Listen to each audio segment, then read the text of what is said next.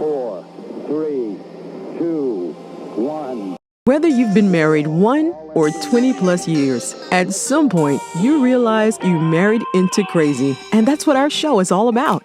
If your marriage or relationship is compassionate, real, accountable, zealous and yielding, or just plain crazy, Snooks and Lovey offer love, laughter, and a dose of reality as they unpack this thing called marriage. Sit back, relax, and get your ear hustle on. It's time to start the conversation. And so after that, of course, one of our favorites, Mavis McKnight. Let's talk about sex, baby. That's what she walked up to as well. They had that music playing. Yeah. So Mavis, it's funny. I want to say it's funny. Mavis really talked about how to talk about sex with your partner, with your spouse. How to be able to share the things that you want. How to keep the space safe. How to, when your partner tells you something, what the correct response is. Thank you very much for sharing.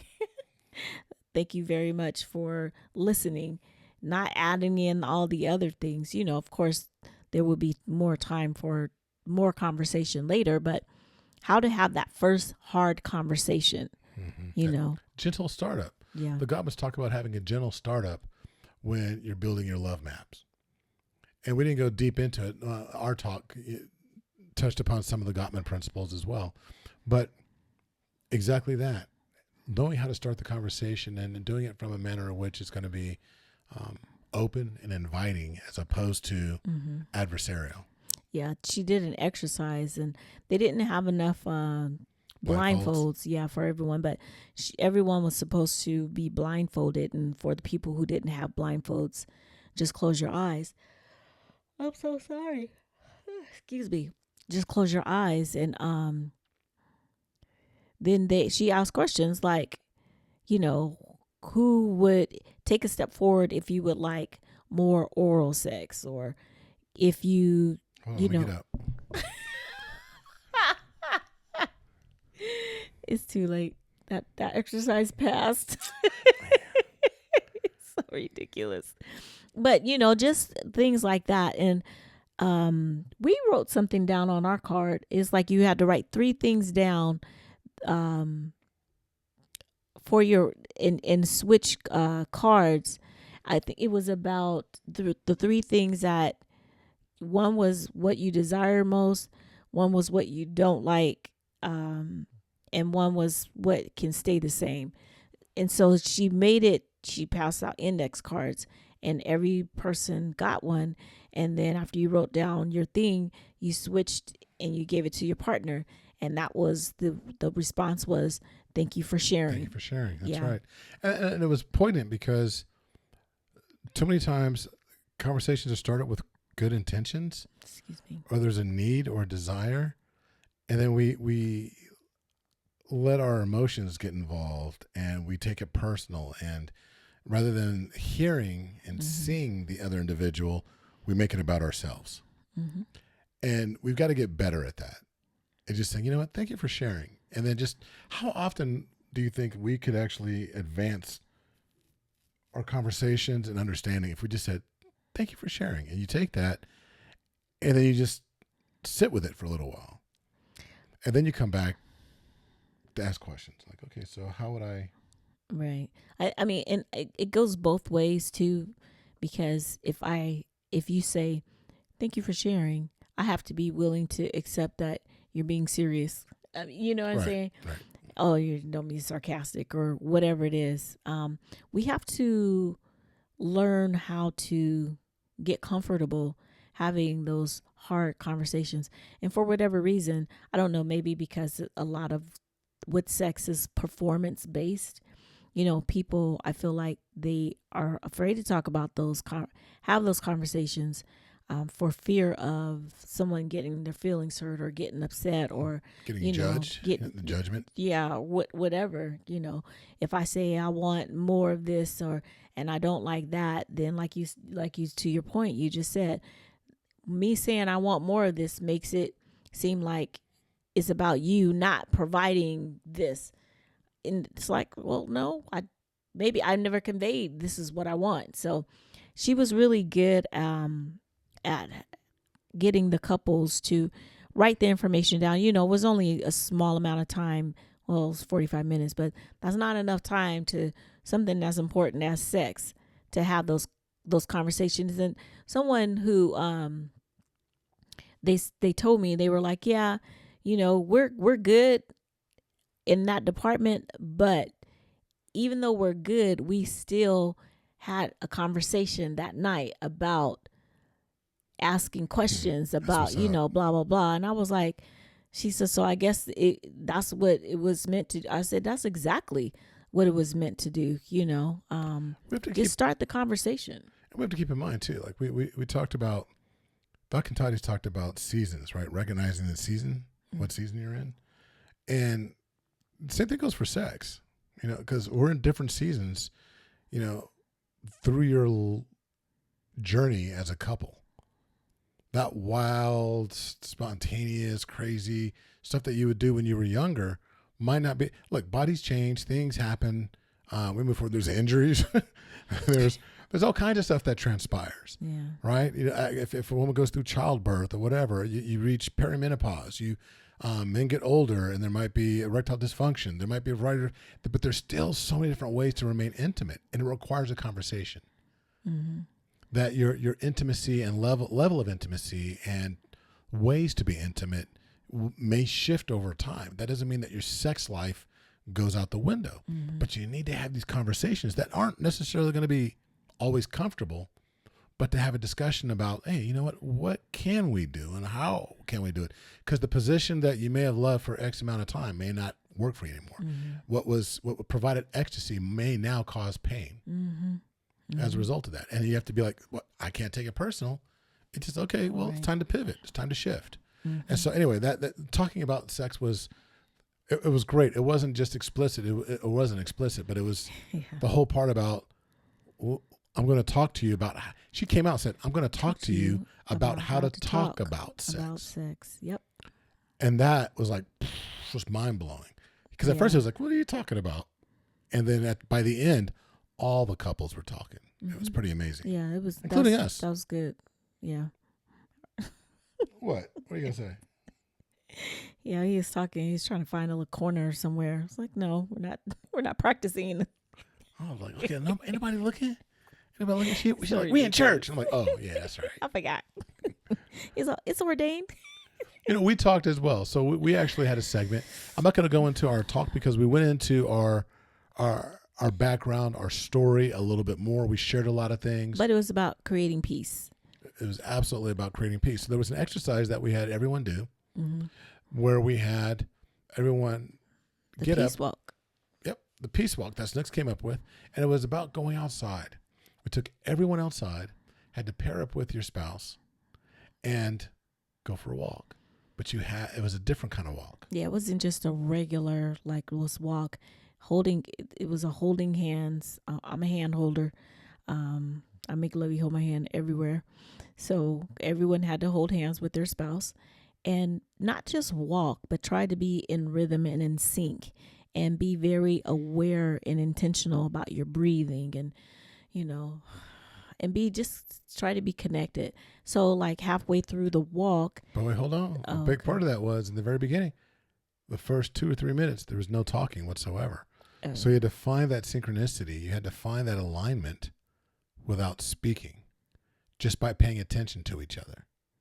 And that was huge for the ones that actually followed instructions. Got some gabby people that were out there. First of all, Lovey cannot talk because we did it for a small amount of time. And then where did you go? The food truck people called me over. And they wanted to thank us for inviting them. And so they're handing us all this extra food. Like, hey, we want you guys to have this. And that was like later. But anyway. So halfway, like Lovey said, the first few minutes, you're not supposed to walk. That was the time for you to get in alignment, the breathing and stuff like that. And but halfway through the walk, you were to stop and just ask the question about what in our relationship brings you peace. And then towards the end, what in our relationship do I need to have more understanding for or of? It was great. It was one of those things where we had people, I know I had people reaching out to me, the week after saying, that was amazing. We're still talking about it.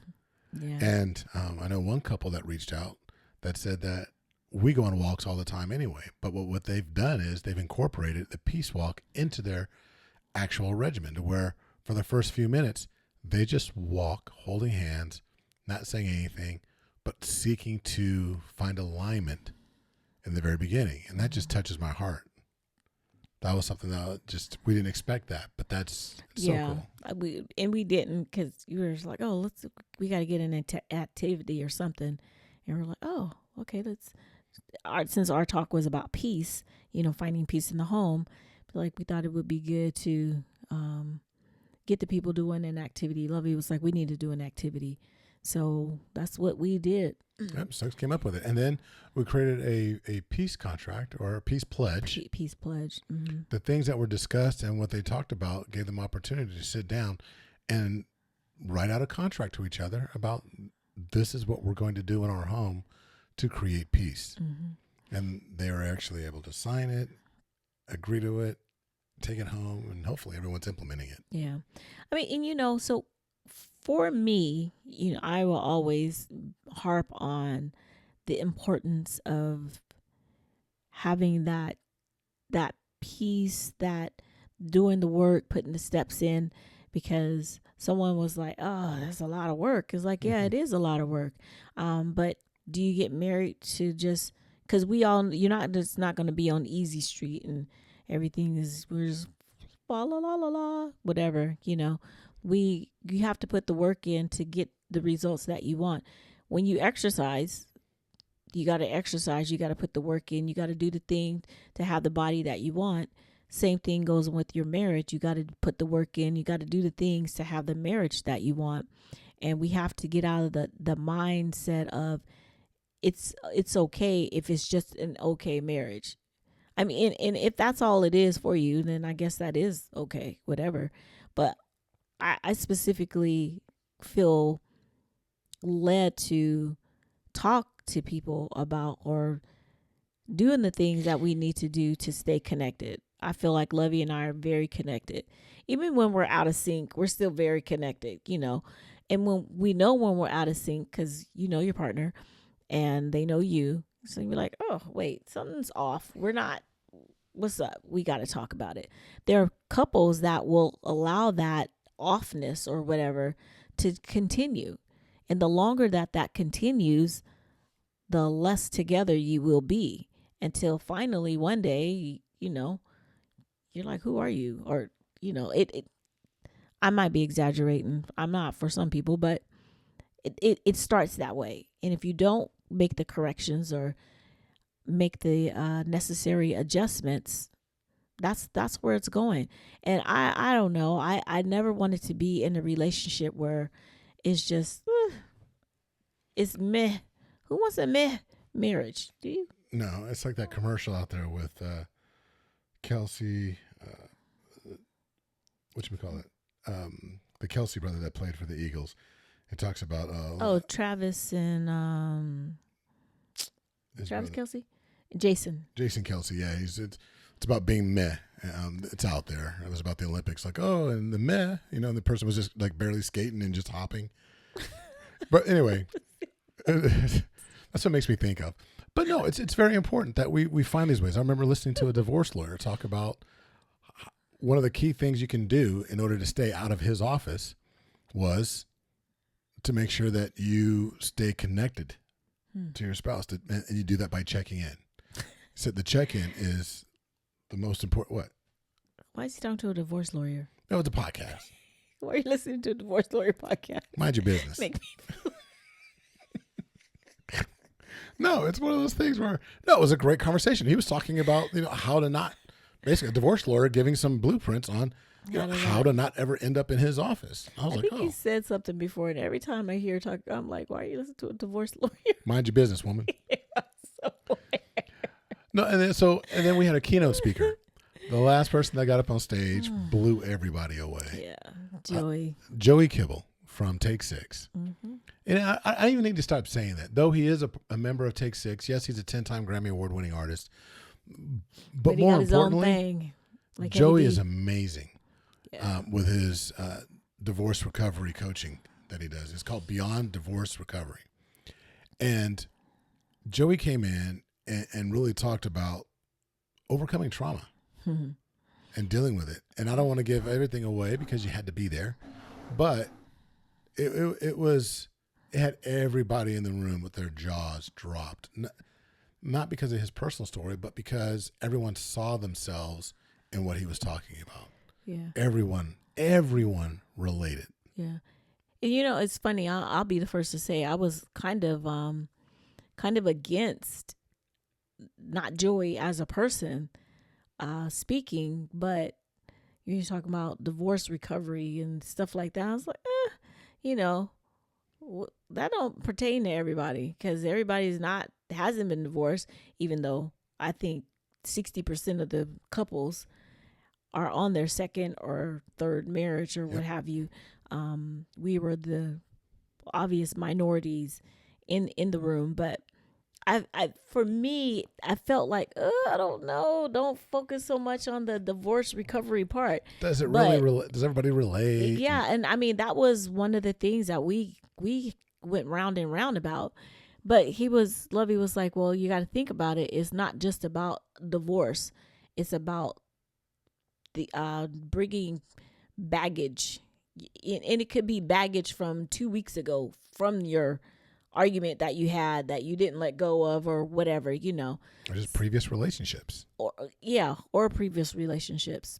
But he was so, man, Joey just, I adore him. I have always adored him since, first meeting and what have you. But after the conference, man, I was like, he stepped it up a whole notch for me. He talked about moving through trauma, which is going to be interesting for next year. But he talked about if it's not healed, whatever trauma it is that we had, whether it was from our childhood, whether it was from previous relationships, if it's not healed, it's inherited. That was a mic drop. I was done after that. And he was talking about right. It's true. And he was telling stories just from different things, different situations where things were popping up, in his life where it was due to the fact that there were certain things that were never addressed, never truly healed. Therefore, this relationship that he was in inherited some of the challenges from youth, challenges from young adulthood.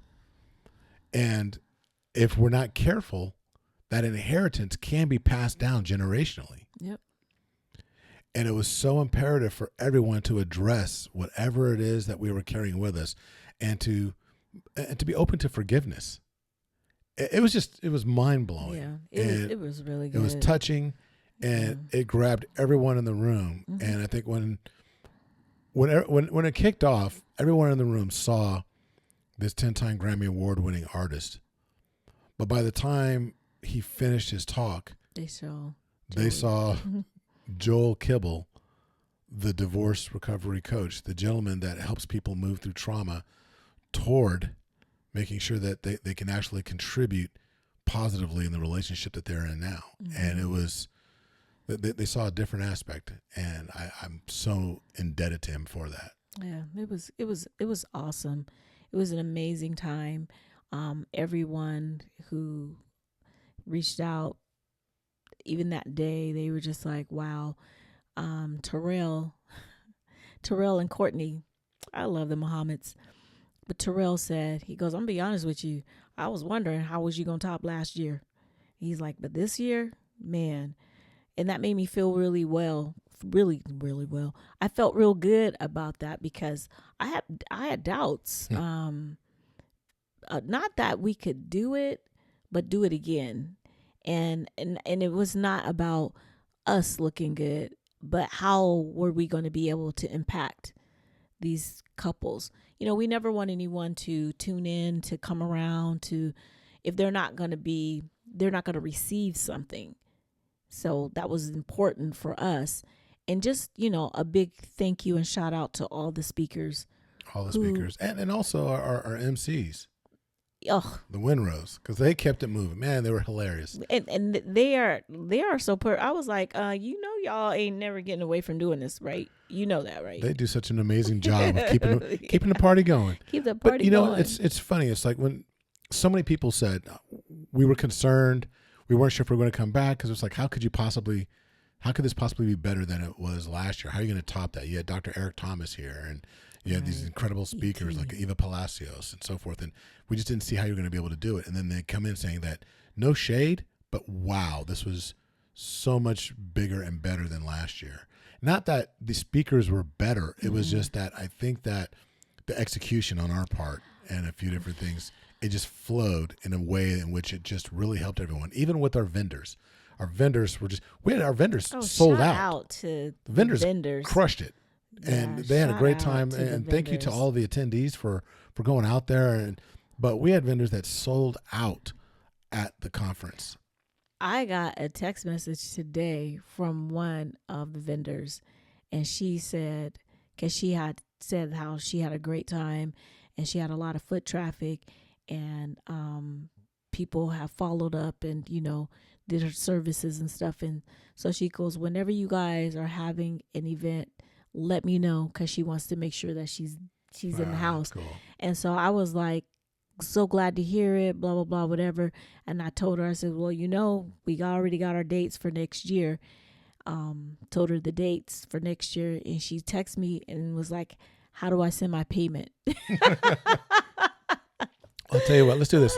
We need to shut this down, because we want to make sure that we're creating a space that you can listen to in an appropriate amount of time. And so we probably went a little bit longer than I anticipated.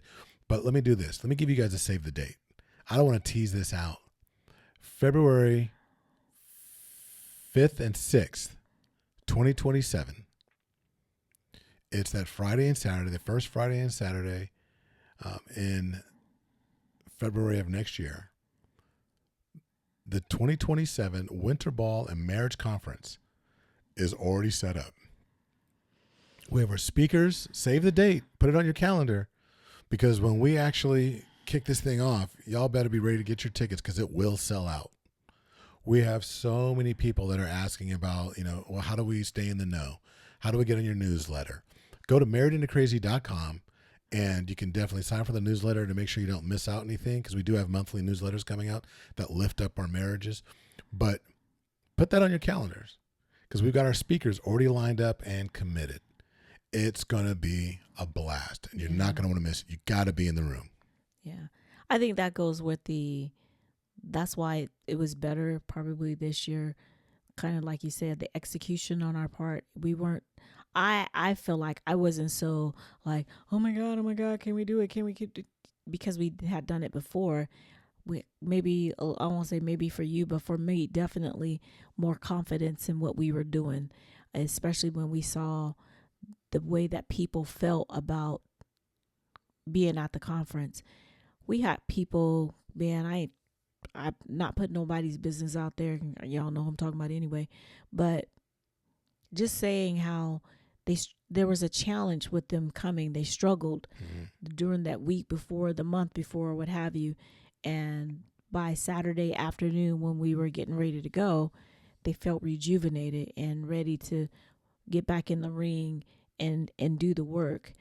Not because of nothing that we did, but because they were in the rooms. And sometimes you just need to be in the room. You need to be around other people. That's what's so I love about having the conference and stuff, because you're in a space with other couples who are in the same space as you, wanting to work on their marriage. And you could actually come and have a phenomenal marriage, but you want to be around other couples who like to be with their spouses. That's so huge for me. That's the part I love. I'm like, okay, we can kick it with them, because they about that life, being around other people, other couples. We said before, Proverbs 22 27:17. Proverbs 27:17. As iron sharpens iron, we as couples should be sharpening each other. We need to make sure that we surround ourselves with couples who love their spouses, who like to spend time together, because that's just going to enrich all of us, you know? Yeah, you see it all the time. Like, if you look at these different athletic endeavors like high rocks, or you look at CrossFit, you look at marathons, 5Ks, whatever. It's hard when you go out there and you train and you run by yourself or you're exercising by yourself. But the moment you're around other like-minded individuals that are doing the same thing, that provide encouragement, it gives you a little additional strength, a little bit more fortitude to endure whatever it is in front of you. And it's no different for our marriages, to ensure that when you're around other like-minded couples that are actually fighting for and looking to thrive within their relationships, not survive, but thrive within their marriages, and they're providing encouragement, and you're providing encouragement for them, and you're exchanging numbers. It's like, oh, there's an accountability that's now built into it. It changes everything. Mm-hmm. And that's what we're about. That's what the Married into Crazy Winter Ball and Marriage Conference is about. I'll give you a sneak peek. The Friday night event is going to be a masquerade ball. So start thinking about getting your formal wear together, or whatever it is you're going to wear, but also your masquerade ball. And isn't it something, that Bridgerton pulled off a little thing with the masquerade ball? We came up with it first. We came up with our theme first. We did come up with it first because the decor, what is that? The motif design for this year's, I thought should have been next year's, because it was more masquerade-y or whatever. Because I was like, this is for a ball. But we got it down. We got the now got the logo, everything. So. Got the speakers, got the venue. So we even have our first Shonda's sponsor. shame. We had a sponsor that came out of the gates and said, look, what you guys did this year was amazing. What do I got to do to make sure that I can be a sponsor next year? Look, we'll open to more sponsors, absolutely. But that's what told us we know we're in the right place. We're being God-led, and we're listening to his word, and we're trying to do exactly. And listen, he's ordering our steps, and we're inviting you to go on the journey with us. Yep. So until the next time. Be blessed. Bye. Bye-bye. Thank you for listening to the Married into Crazy podcast with Snooks and Lovey. Please like, subscribe to, and review the show wherever you access it, and tell a friend about us. Visit marriedintocrazy.com and see how Snooks and Lovey can bless your marriage directly.